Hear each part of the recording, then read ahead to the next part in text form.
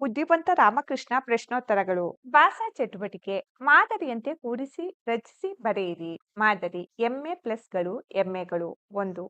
ಕಟ್ಟಿಗೆ ಪ್ಲಸ್ಗಳು ಕಟ್ಟಿಗೆಗಳು. 2. ಮುಖ ಪ್ಲಸ್ಗಳು ಮುಖಗಳು. 3. ಗ್ರಂಥ ಪ್ಲಸ್ಗಳು ಗ್ರಂಥಗಳು. 4. ಕಣ್ಣು ಪ್ಲಸ್ಗಳು ಕಣ್ಣುಗಳು.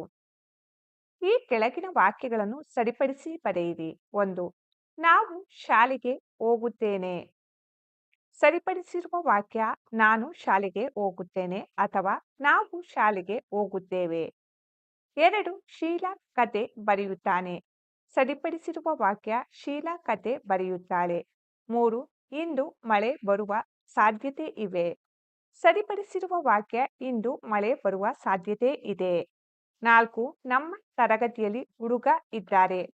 ಸರಿಪಡಿಸಿರುವ ವಾಕ್ಯ ನಮ್ಮ ತರಗತಿಯಲ್ಲಿ ಹುಡುಗ ಇದ್ದಾನೆ ಅಥವಾ ನಮ್ಮ ತರಗತಿಯಲ್ಲಿ ಹುಡುಗರು ಇದ್ದಾರೆ. 5. ಕಾಡಿನಲ್ಲಿ ಮರಗಳು ಇದೆ.